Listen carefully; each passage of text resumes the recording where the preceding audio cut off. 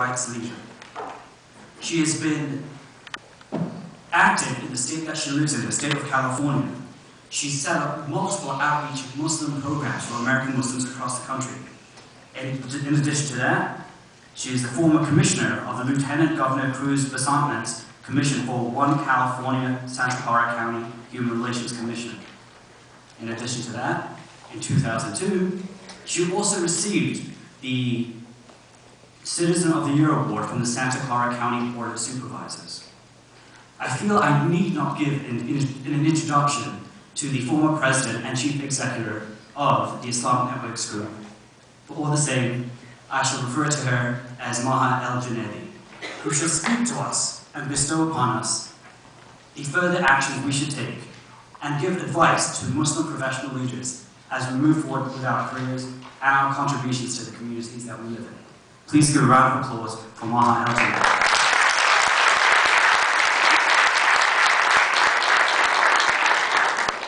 Assalamu alaikum, everyone. Did he say that I was former president of ING? Because I'm so current, unless somebody didn't tell me. I'm quite honored, really, to be here, and even more honored to be given the opportunity to speak before you today to address you in a keynote address. I think it's wonderful that you actually have a nonprofit leader up here in an organization such as this. And this organization has actually been quite inspiring for me. I only learned about the organization, in all honesty, about 2 weeks ago when I talked with some of the founders and some of the leaders of the organization, because I had not heard of it before. So I did my Googling and learned something about it through the internet, but I really wasn't clear until I walked in today.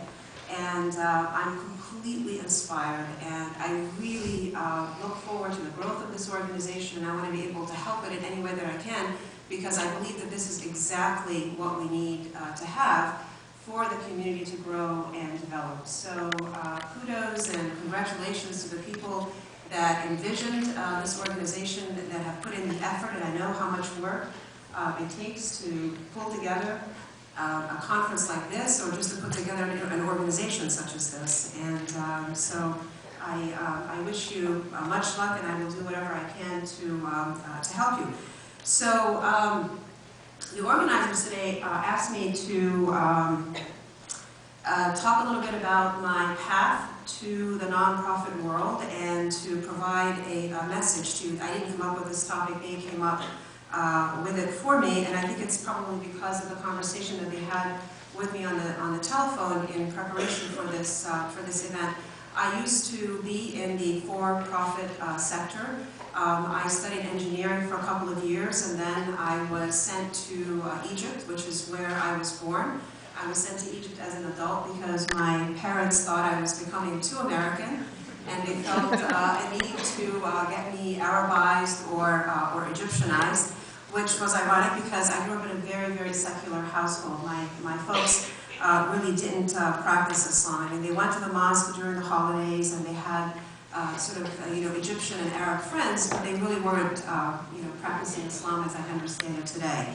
But when we all became teenagers, my siblings and I, my parents felt that we needed to know something about our culture, about our heritage. And so I was shipped off to Egypt, and because I couldn't get into engineering school there because of my lack of Arabic, I ended up going to American University in Cairo, and I got a degree in political science and economics because of my math background that sort of fulfilled that need. It was ironic to send me to an American university in Cairo when they were trying to get me Egyptianized.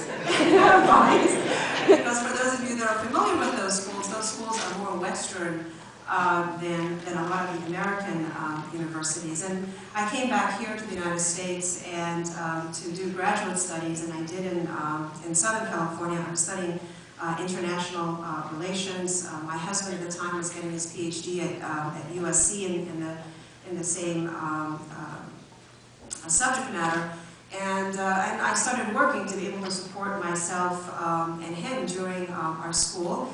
And I dropped out of school, out of graduate studies, to be able to support my college education. And entered the for-profit sector and did exceedingly well. I started out as a field rep. This was in the early 80s. Had a company car, had a great salary, and did very, very well, and became promoted as a trainer of other field reps. Then I was promoted into marketing analysis because of my math abilities, and then eventually became a marketing analyst manager. And then I had what I think, the way that I describe it, is some sort of a religious experience or a spiritual experience, and I think it was brought about by being in the corporate world for about 8 years at the time, and just feeling a sense of hollowness, of a great deal of emptiness, and just not finding really any more meaning in the work that I was doing. Also, it was around the time of the Loma Prieta earthquake. For those of you that live in California, remember that. I was actually living in the Marina District at the time where the fires took place, and that really shook my foundation because I felt a very strong sense of vulnerability with being there in the heart of it. And it was also around the time of the first Persian Gulf War when I began to sort of feel a little bit of attachment to my Arab background.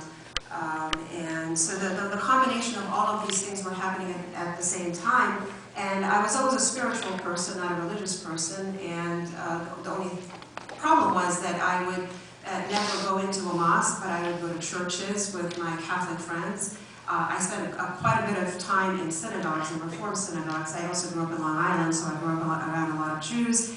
I explored Hinduism, I explored Buddhism, but never really Islam until one day I borrowed the Quran from my sister, who now had children, and she was thinking about teaching her kids Islam, and she bought a copy of the Quran, and I happened to be at her home. She actually lives about an hour away from here, and so I borrowed a copy of the Quran to read it alongside my reading of the Bible and the Torah and so forth.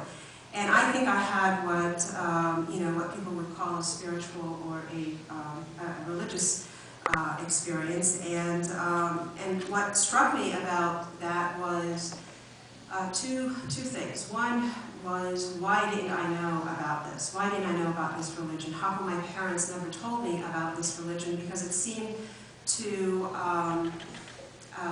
pull together all of the knowledge that I had about other religions. It seemed to sum up everything that I knew about spirituality and about God and about other religions. But yet I was never taught anything about this religion. So I had a bit of anger towards my parents. And I also had a bit of anger towards the Muslim community because my second reaction to my reading of the Quran for the first time was, where are the Muslims? Why